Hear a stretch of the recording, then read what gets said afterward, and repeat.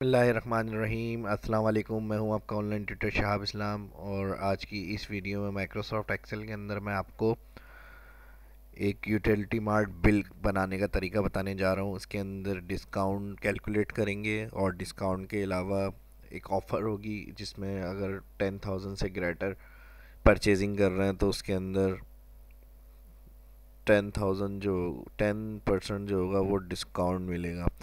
बाकी नॉर्मली जो डिस्काउंट होंगे वो भी इसके अंदर कैलकुलेट करेंगे और एज अ बिल जैसे मार्ट सिस्टम का बिल होता है उस तरह से उसको डिज़ाइन करने की कोशिश करेंगे। तो आइए माइक्रोसॉफ्ट एक्सेल को ओपन करते हैं और आज की क्लास स्टार्ट करते हैं।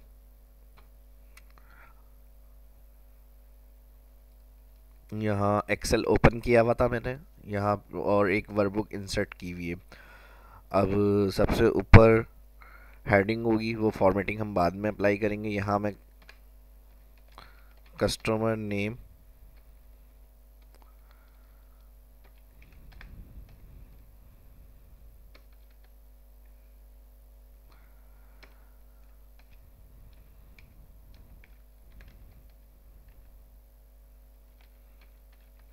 कस्टमर नेम के बाद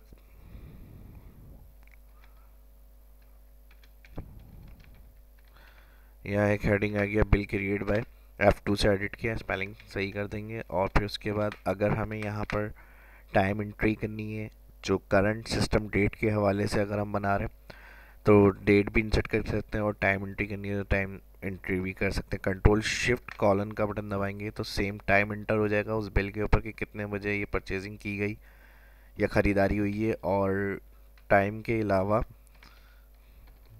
इसको कैप्स कर देता हूँ मैं। टाइम के अलावा डेट इंटर करनी है कि किस डेट को ये की गई है तो फिर हम टुडे फार्मूला भी लगा सकते हैं। ये सब बताने का मकसद कैलकुलेशन और फार्मूले ये होता है कि जब आप कोई काम कर रहे हैं एक्सेल के अंदर तो एज अ इस तरह से करना चाहिए परफॉर्म कि वो बिल की तरह या डिज़ाइनिंग फॉर्मेटिंग उसी तरह से हो जो आप काम कर रहे हैं उसके अंदर। तो ये सारी चीज़ें भी होती हैं। बाकी इनवाइस नंबर होता है, ये इनवाइस नंबर आप मैनुअली खुद भी लिख सकते हैं या फ़िलहाल मैं इनवाइस नंबर एक्स कर देता हूँ। तो ये इस तरह से जो बिल वगैरह पे अगर हम काम करते हैं या वाउचर वगैरह बनाते हैं एक्सेल के अंदर तो ये चीज़ें उसके ऊपर लाजमी होती हैं। और ये इसके बाद हम यहाँ से रिकॉर्ड एंट्री स्टार्ट कर रहे हैं। सबसे पहले यहाँ पर आ जाएगा हमारे पास नेम ऑफ आइटम,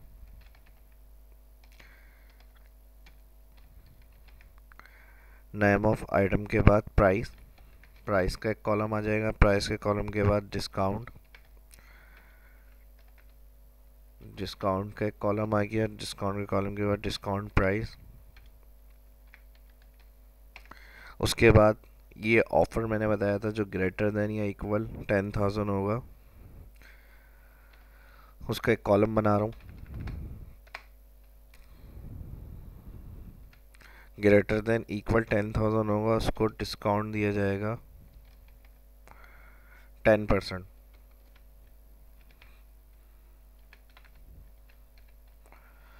इसको डबल क्लिक कर रहा हूँ मैं, ऑटो फिट कॉलम विथ।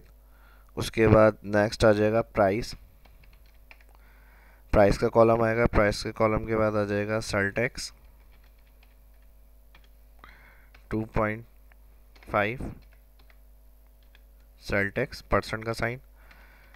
फिर लास्ट कॉलम आ जाएगा नेट प्राइस। तो यहाँ तक ये काम हमारा कंप्लीट हो गया। जितने कॉलम हमें बनाने हैं वो हमने यहाँ पर एंट्री कर ली। उसके अलावा इस इन एंट्रीज़ को जो मैंने यहाँ पे डेट टाइम और इनवाइस नंबर दिया था इनको मैं इस तरफ ला रहा हूँ, थोड़ा सा चेंज कर रहा हूँ लोकेशन। ऊपर हमारी टॉप हेडिंग आ जाएगी, इसको भी डबल क्लिक कर रहा हूँ, ऑटो फिट। थोड़ा सा मैं जूम कम कर रहा हूँ। तो यहाँ इस तरह से ये हमने काम कर लिया। अब कस्टमर नेम आ जाएगा वहाँ पर, अपना नाम दे देता हूँ मैं यहाँ पे। उसके बाद नेम ऑफ आइटम, अब जो भी ख़रीदारी होगी परचेजिंग वो एंट्री आप यहाँ पर करेंगे। और इसके लिए मैं नाम अब दायरे जो प्रोडक्ट होंगी जो सेल्स कर रहे हैं वो हम एंट्री यहाँ करेंगे। तो उसके लिए मैं नेम की जगह आइटम कर देता हूँ फ़िलहाल। वो तो आप जो भी जहाँ पे अप्लाई करेंगे इस शीट को, इस डाटा के ऊपर जो जो इस शीट पे डाटा का काम करना है वही नाम की एंट्री आप यहाँ पर ऐड करेंगे। तो यहाँ मैं फ़िलहाल आइटम 1 कर रहा हूँ और इसको 2 3 कर दूंगा, नीचे लेकर आऊँगा तो ये खुद ही टैक्स के साथ जो नंबर होते हैं अगर ड्रैग करते हैं तो वही नंबर्स अपग्रेड होकर आ जाते हैं यहाँ पर। नेक्स्ट अब प्राइस एंट्री करनी है हमारी। आइटम 1 इनके उन्होंने परचेज़ किया है, मिसाल के तौर पर 5000। आइटम 2 इन्होंने लिया है,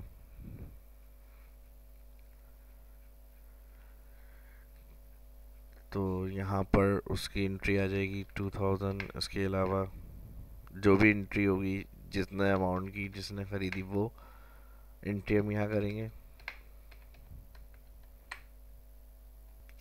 नेक्स्ट उसके बाद अब 20% जो डिस्काउंट है वो कैलकुलेट करना है, उसके बाद उनका टोटल करके हम देखेंगे डिस्काउंट प्राइस क्या आ रहे हैं, और फिर उस हिसाब से अगर ग्रेटर देन 10,000 होगा तो 10% को अलग से डिस्काउंट पे किया जाएगा। तो यहाँ पहले सबसे पहले डिस्काउंट कैलकुलेट करने के लिए आएंगे, इक्वल का साइन लगाएंगे। इक्वल के साइन के बाद प्राइस की जो फर्स्ट वैल्यू आ रही है इसको क्लिक करेंगे, B8 कॉलम और रो एड्रेस आ गया इसका। इसको सिलेक्ट करने के बाद मल्टीप्लाई का साइन आएगा, 20 टाइप करेंगे और डिवाइड कर देंगे 100। ये परसेंट जिस तरह इस तरह मैंने लिखा हुआ है इसको भी यूज़ कर सकते हैं या डिवाइड 100 भी कर सकते हैं। एंट्री इंटर करने के बाद डिस्काउंट आ गया 20% 1000 और एंट्री करेंगे, ड्रैग कर देंगे। इसके बाद डिस्काउंट प्राइस, अब यानी प्राइस में से जो 20% डिस्काउंट है वो लेस करने के बाद क्या अमाउंट आ रहा है, तो इसके लिए हम क्या करेंगे, डिस्काउंट माइनस डिस्काउंट 20% जो कैलकुलेट किया था हमने वो सिलेक्ट करेंगे सेल और माइनस का साइन लगाएंगे। माइनस के साइन के बाद सिलेक्ट करेंगे प्राइस, इंटर। तो माइनस में आ रहा है, पहले प्राइस सिलेक्ट करें फिर माइनस करें डिस्काउंट। तो यहाँ हमारे पास जो डिस्काउंट के बाद प्राइस होंगे वो आ जाएंगे। फर्स्ट सेल में जब फार्मूला लगाते हैं या कैलकुलेशन अप्लाई करते हैं, ये मैंने पहले भी अपनी वीडियो में बताया है आपको कि वो फार्मूला या कैलकुलेशन क्या होता है, ड्रैग हो जाती है। माउस पॉइंटर सेल के कॉर्नर पे लाएंगे, ड्रैग कर देंगे। अब ड्रैग करने के बाद इनका टोटल करना है, इनका टोटल 10 ग्रेटर देन 10,000 होगा तो 10% डिस्काउंट कैलकुलेट होगा इनका। इसके लिए हम क्या कर रहे हैं, यहाँ पर मैं सेल मर्ज कर रहा हूँ और टोटल की हेडिंग दे रहा हूँ। टोटल की हेडिंग देने के बाद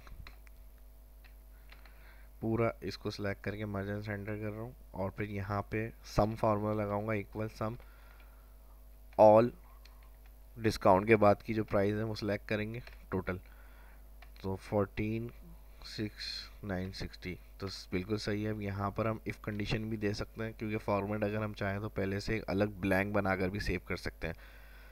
फॉर्मेट ब्लैंक बनाकर अगर सेव किया हुआ होता है एज टेम्पलेट के तौर पे या मैक्रो के तौर पे, तो ये मैक्रो और टेम्पलेट वगैरह का यूज़ भी मैं बताऊंगा आने वाली वीडियो में इंशाल्लाह ताला। अभी इस तरह जो मैं समझा रहा हूँ वो कैलकुलेशन आप करके देखें नॉर्मल शीट पे। बाकी जब आपको ये चीज़ें समझ में आएंगी तो हम इसको मैक्रो में भी सेव कर सकते हैं और टेम्पलेट भी बना सकते हैं। तो ब्लैंक फॉर्मेट हम पहले से भी बना के किसी भी शीट का रख सकते हैं अपने पास एक्सेल में। बाद में अगर उसमें एंट्री होती है या वैल्यू टाइप करते हैं तो फार्मूला जो हमने अप्लाई किया हुआ होगा वो आंसर कैलकुलेट करके आपको बताएगा। तो यहाँ हम इफ़ मदद से कर रहे हैं ताकि हमें दोनों ऑप्शन अप्लाई कर दें, वरना हम डायरेक्ट क्या काम कर सकते हैं 10% इसको सिलेक्ट करके डिस्काउंट 10%, लेकिन हम इफ़ कंडीशन लगा रहे हैं। अगर ऐसा नहीं है तो फिर बार बार हमें यहाँ मैनुअली काम नहीं करना पड़ेगा। अगर फार्मूला हमने लगाया हुआ होगा एक दफ़ा और उसको बाद में हम यूज़ कर रहे हैं तो वही आंसर उसको कैलकुलेट करके मिलेगा। तो हमने क्या किया, इफ़ ब्रैकेट ओपन लगा किया, यहाँ कंडीशन लगा रहे हैं। इफ़ कंडीशन हमने कहा ब्रैकेट ओपन, इस वैल्यू को अगर ये ग्रेटर इक्वल होती है 10,000 तो कॉमा इस वैल्यू पे जाएं दोबारा और मल्टीप्लाई का साइन लगाएंगे। मल्टीप्लाई के साइन के बाद हमने कहा 10% बताया इसका डिस्काउंट के बाद, वरना तो कॉमा इसको अगर ऐसा नहीं है। पहली चीज़ हमने लॉजिकल टेक्स्ट क्या कहा, D13 ज़्यादा है बराबर 10,000 है, तो ट्रू में हमने कहा इसी वैल्यू को इसी सेल में जो वैल्यूज़ को मल्टीप्लाई करें 10%, तो सही है बिल्कुल। अगर ज़्यादा है बराबर 10,000 होगी वैल्यू तो मल्टीप्लाई करेगा 10%, नहीं तो कॉमा के बाद हमने फॉल्स में कहा 0, कुछ भी नहीं करें 0 शो कर दें। इंटर करेंगे ड्रैग, तो बिल्कुल सही है, उसका 10% इसने आंसर दे दिया। अब 10% आंसर के बाद इसमें हम आएंगे प्राइस के अंदर इक्वल टोटल जो आ रहा है इसको सिलेक्ट करेंगे और माइनस कर देंगे डिस्काउंट प्राइस। तो यहाँ जो होंगे वो प्राइस आ जाएंगे और उसके बाद हमारे पास यहाँ पर सेल टैक्स आ रहा है। सेल टैक्स के लिए हम प्राइस सेलेक्ट करेंगे, मल्टीप्लाई 2.5 डिवाइड 100% के लिए एंटर, और ये टैक्स इंक्लूड होगा टोटल बिल के अंदर जो इन्होंने परचेज़ किया है। तो इक्वल प्राइस सेलेक्ट करेंगे और प्लस कर देंगे सेल टैक्स। तो जो नेट अमाउंट होगा वो हमारे पास यहाँ आंसर आ जाएगा। इसको सिलेक्ट करके अब फॉर्मेटिंग करेंगे। फॉर्मेटिंग मैं हर दफ़ा बता चुका हूँ, आप अपनी मर्ज़ी से अच्छी करके जितनी कर सकते हैं वो फॉर्मेटिंग आप दें, और जिस तरह से आपको अप्लाई करनी है तरीका मैं बता चुका हूँ, फिर इस वीडियो में बता देता हूँ। ग्रिड लाइन हाइड कर देते हैं। ग्रिड लाइन हाइड करने के बाद इन्हें मैं सेलेक्ट करके होम में थिक बॉर्डर कर रहा हूँ, सिंपल सिंपल बॉर्डर। और ये फॉर्मेटिंग इस तरह से हम दे रहे हैं ताकि ये ऐसा बिल की तरह लगे जैसे हमने डिज़ाइन किया हुआ है। सब पे मैं सेपरेट सेपरेट बॉर्डर दे रहा हूँ। इसके बाद इसको सिलेक्ट किया मैंने, सेम इसी तरह इसको भी सिलेक्ट करके थिक बॉर्डर, इसको भी सिलेक्ट किया।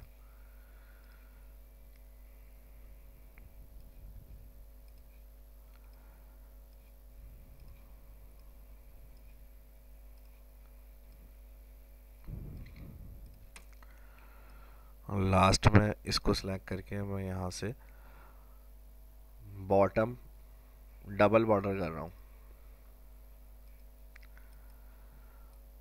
बाकी इन्हें सिलेक्ट करना है अंडरलाइन, इस तरह से आप दे सकते हैं। इसको अंडरलाइन कर दें इसको यहाँ से। अंडरलाइन करने के बाद यहाँ टॉप में जो होगी वो हेडिंग आ जाएगी, मर्ज एंड सेंटर। यहाँ हेडिंग इंटर कर देता हूँ मैं, मार्ट बिल सिस्टम, या इनवाइस भी दे सकते हैं हम नेम, मार्ट बिल सिस्टम या सेल इनवाइस रख सकते हैं नाम। इंटर मिडिल कर रहा हूँ मैं यहाँ से। फॉन्ट साइज बड़ा कर देता हूँ। फॉन्ट साइज बड़ा करने के बाद राइटिंग एरियल ब्लैक, ये भी सही है। इसके अलावा यहाँ पर एक काम करते हैं, इसको जो हमने यहाँ सम फार्मूला किया था इसको राइट साइड की तरफ ड्रैग कर देंगे। जो टोटल होगा वो सबका हमारे पास आ जाएगा। और इन्हें सेलेक्ट करके हम यहाँ से कॉमा क्लिक कर देते हैं ताकि 1000 सेपरेटर जो होती है उस तरह से वैल्यू लिखी हुई आ जाए। ये तो फॉर्मेट आपका जो होगा रुपीज़ की तरह लिखा हुआ आ जाएगा। इस वीडियो में इतना ही। ये वीडियो कैसी लगी कमेंट करके ज़रूर बताइएगा। वीडियो अच्छी लगी तो लाइक करें, शेयर करें दोस्तों के साथ, और चैनल को सब्सक्राइब करें शहाब इस्लाम यूट्यूब। मिलते हैं नेक्स्ट वीडियो में। अपना ख्याल रखिएगा, दुआओं में याद रखिएगा। शहाब इस्लाम को इजाज़त दीजिए। अल्लाह हाफिज़।